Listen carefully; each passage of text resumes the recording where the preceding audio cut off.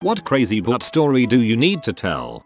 When my mom was pregnant with me, she and my father divorced and he gave up all parental rights. I've never met him or spoken to him. I've only seen a few pictures. About 2 years ago, I worked at a healthcare facility where I would float to different offices around the county based on who needed the help. This one particular morning I was checking the doctor's schedule and saw my father's name. He was scheduled to be in the office next door to where I was working and I thought it was pretty crazy, but I most likely wouldn't even see him. The time of his appointment came and he walked into my office straight up to me and says he had a DRS appointment with Dr. X. My heart was racing cause I knew it was him as soon as he walked through the door. I told him Dr. X was the office next door and he left. A little while later I walked over to the other office to deliver some faxes and on my way out he trailed behind me and I held the door for him. He said thank you, and that was my one and only interaction with my father in my 30 years of living.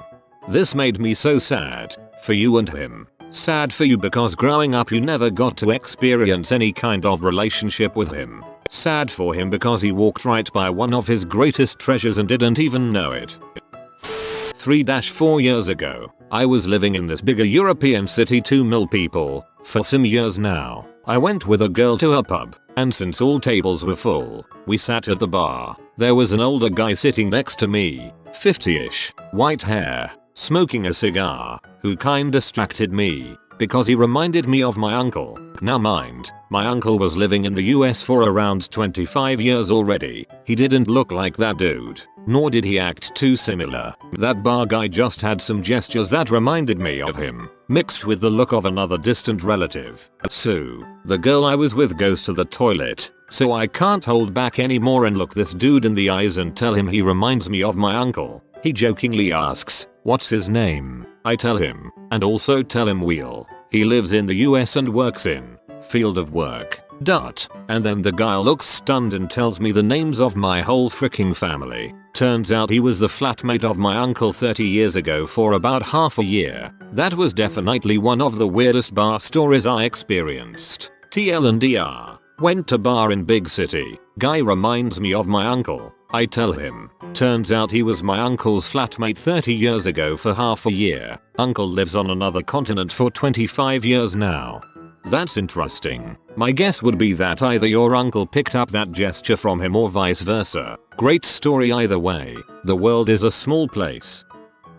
So me and my brother are fraternal twins. My stepmom passed away due to breast cancer when we were around 15 years old. She was like a second mother to us and had been around since we were very young. 5 years old. Now fast forward to our junior year of college. I attended a school in upstate NY while he attended a university in the state of Florida. One night I woke up in sweat with tears coming down my eyes. I had the most vivid dream. I was in a house and my stepmother was there. I knew she had passed in this dream, which was a first for me. She hugged me, told me how handsome I had become, and that she loved me. I woke up drenched in sweat thinking WTF was that. I didn't say anything to anybody and went to class. As I'm walking back to my apartment after class, I get a call from my brother. His first words were, "I know this is going to sound weird, but I had the most vivid dream about Maggie last night." The hairs on the back of my neck stood up as he went on to describe the same dream I had just experienced the night prior.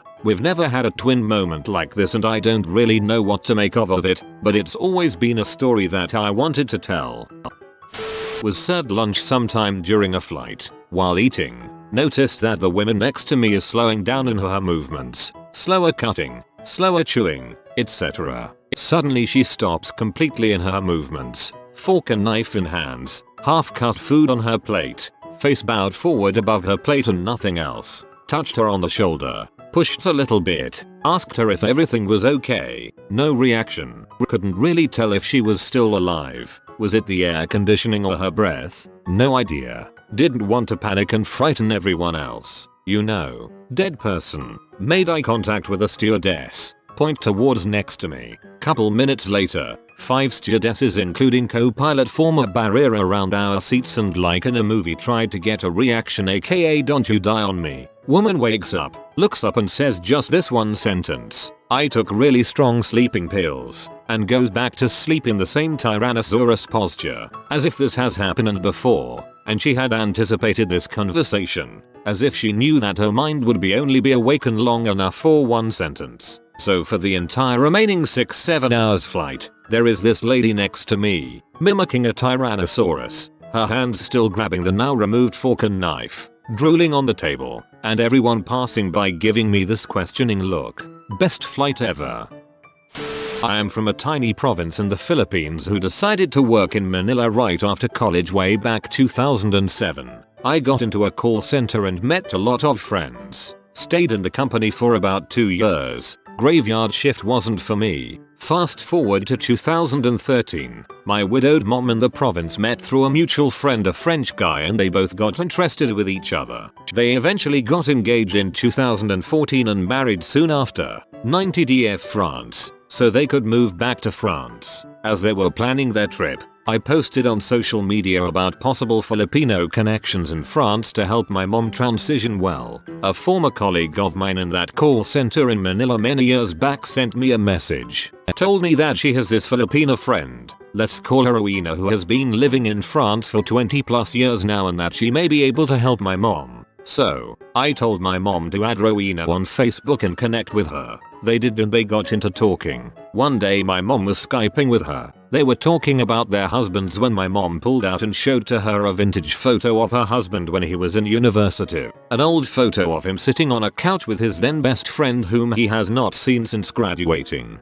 Career opportunities abroad and no cell phones during that time led to them growing apart. As soon as Rowena saw the photo, she gasped. "That's my husband beside your husband," she said. She then hurriedly went to her office and took out the exact same photo, which her husband has kept through the years as well. After a few shocks and tears, two long lost best friends were able to catch up after nearly 40 years. TLDR. By amazing coincidence, two best friends found each other through their wives. For context, I'm a 19-year-old Scottish guy who was interrailing around Europe for a month. We were in Budapest for a few days, hitting up the clubs and parties, really enjoying ourselves. Eventually it comes time to leave and we decide to get an early morning train to Split, around 5 AM. Anyways, we have 2 taxis booked to the train station and we stumble out still kind of half asleep and start loading our stuff into the taxis. As we're loading, we see 3 young guys sprinting full speed ahead up the road shouting "Fricking run." We laughed. Thought they were just having drunk fun. No, they were not. As we get in the taxis, this guy covered head to toe in tattoos and others blood comes to my door and asks to shake my hand. Not wanting to offend this crazy looking sucker, I shake his bloodied hand and he wishes me well. Phew. Got off lightly. Guy tries to do the same with our big frick off Bulgarian taxi driver. He refuses. Bulgarian taxi driver gets in taxi and starts to back out. Crazy frick is not happy with this and starts to go to town on this guy's taxi with elbows, fists, knees, etc. We start to drive away thinking there's no chance he's gonna be bothered to follow a taxi going 20 miles per hour, right? Now this frick is frickin' Superman. Sprints faster than humanly possible after our taxi with this mad look in his eye. Taxi driver goes to turn a corner, thinking we'd got away from him, but as we turn there's a bin lorry blocking the entire road. Crazy frick rounds this corner like an atom out the frickin' Hadron Collider. At this point I am shouting half asleep Scottish at our taxi driver, "Lock a fucking doors," which he thankfully does. Crazy frick starts battering the windows in with fists, blood smeared everywhere, knuckles burst, rips off the wing mirrors, starts smashing the windows in with them. At this point our friends in the taxi behind us are buckled in laughter as we sit in pure terror as the frickin' Grim Reaper looms ready to take our souls. Both taxi drivers get out to get him to frick off, spits in both their faces and throws the wing mirror at them, then books it out of there. Maddest thing about it is as he was leaving he very nicely apologizes to one of the locals watching this in awe. TLDR. Don't refuse handshakes from men covered in blood, it's rude.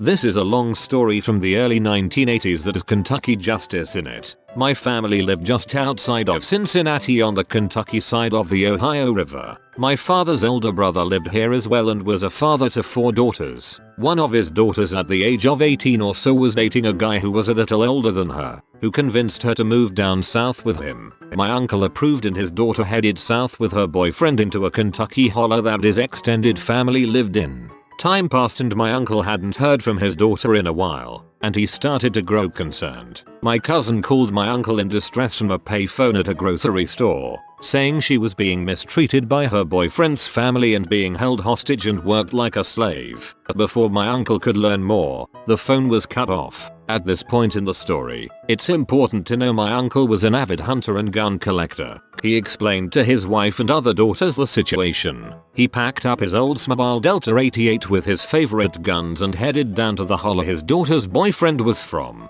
He was going down in hillbilly country, where there were no street names, just dirt roads and family farms. By the time he finally found their farmhouse, it was night. The boyfriend's family was on the porch shooting shotguns off into the air, fully expecting to scare my uncle away. My uncle stopped his car 50 yards from the house and popped the trunk. He methodically lined up his rifles on the hood of the car facing the house, tooling up like Arnold in Commando on the beach. My uncle was an extremely large man, who was well known for having an explosive temper. Completely unfazed, he shouted up to the hillbillies, "If my daughter doesn't come down in 5 minutes, I'm going to come up there and kill every man, woman, and child I see." The boyfriend and his brothers ran back inside the house, and not even 1 minute later my cousin came running out of the house with her single suitcase. Same uncle another time was driving on a bridge that spanned some small river. The bridge was old and only had enough room for one car to traverse at a time.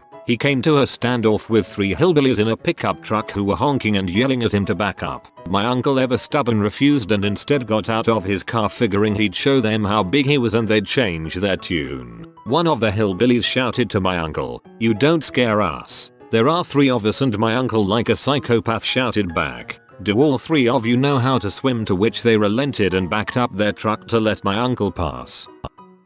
I got a pilot's license and flew across the country smuggling marijuana 4 times and then stopped. Now I work a normal job and I can't tell anyone about the coolest, dumbest thing I've ever done.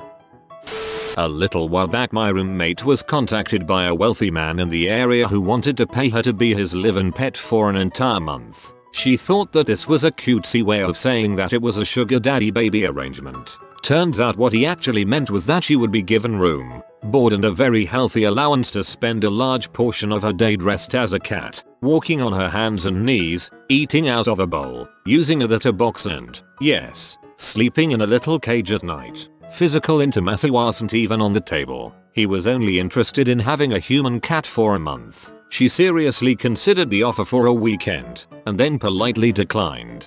My friend had the same thing, but she had to act like furniture.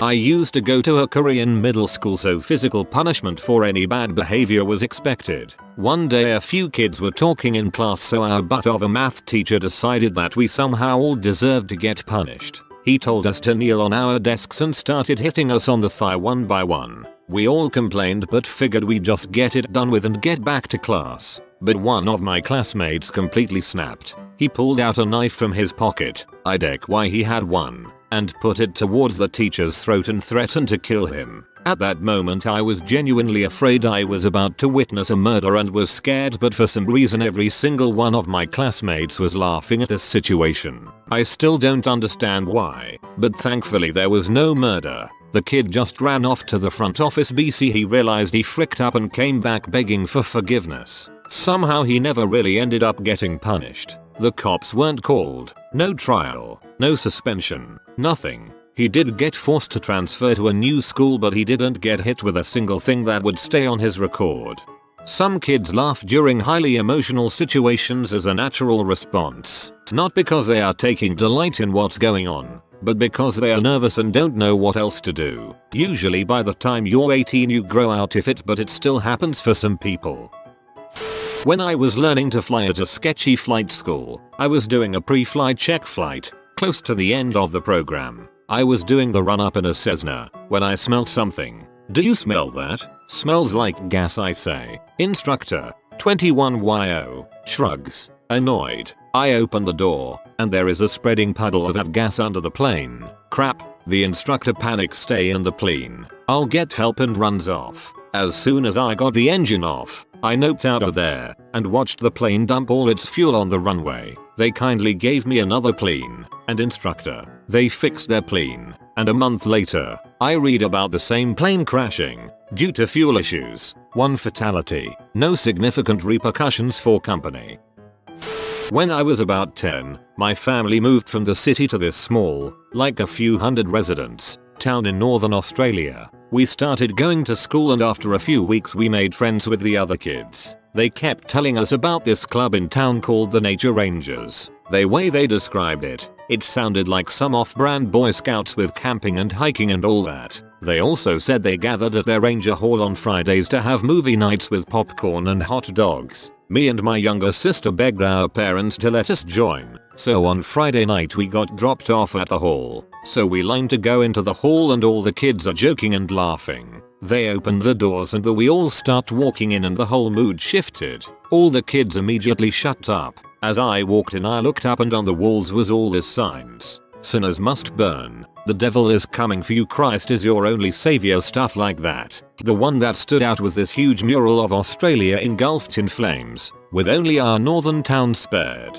It was an eye-opener for us city kids. What happened next got weirder. It was something you see in movies about fanticles in the deep south of America. We sang these weird folk songs, listened to fire and brimstone sermons. We had to give our faith to the Lord Jesus. The one song that stuck out years later went, "He's under my feet. He's under my feet. Satan is under my feet." The song was accompanied with a dance we had to learn. Me and my sister were looking at each other like, when is this going to be over? Then after all of that we were ushered outside. The boys and girls were separated. The girls were to stay at the hall, but the boys were off to go with this creepy looking old guy, who they called Brother Joseph. He was getting all the boys to get into his white van to take them for a drive. That's when I knew that enough was enough. I snuck out of the line and silently got my sister and said, "We are going." By this time it was late at night, so we snuck off into the dark. Our home was on the other side of town, so we slowly made our way home, creeping from yard to yard.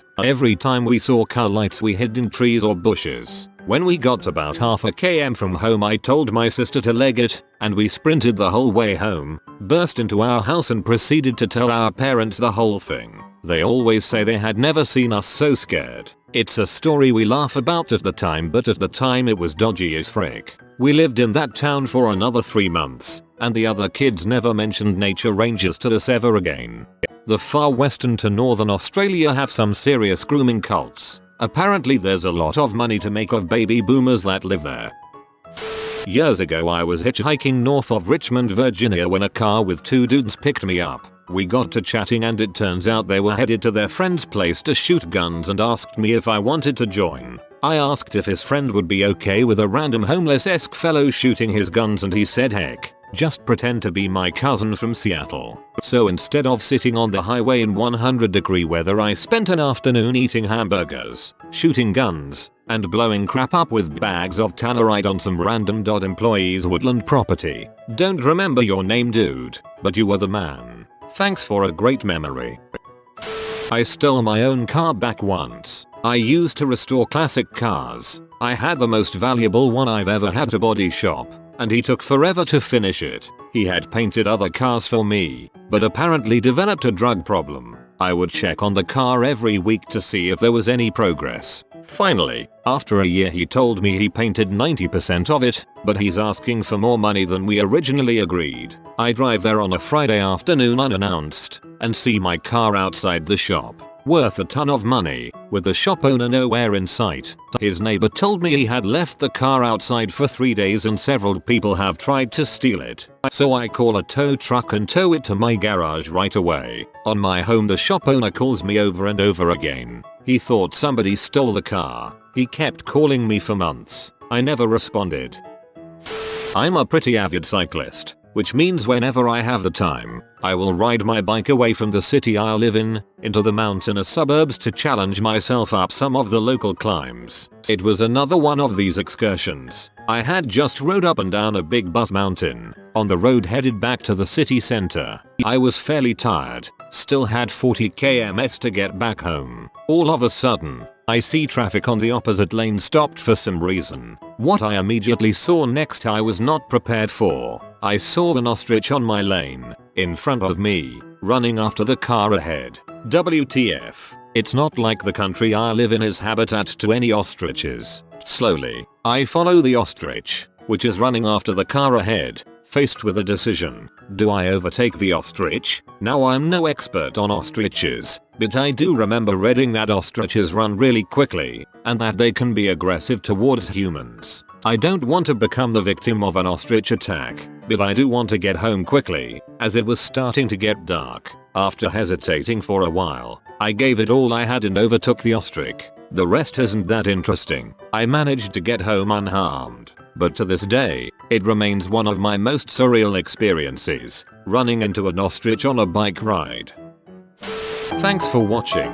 If you are new to the channel, you can subscribe. I publish new videos every day. Until then, check another video, or don't. Either way, have a great day you magnificent people.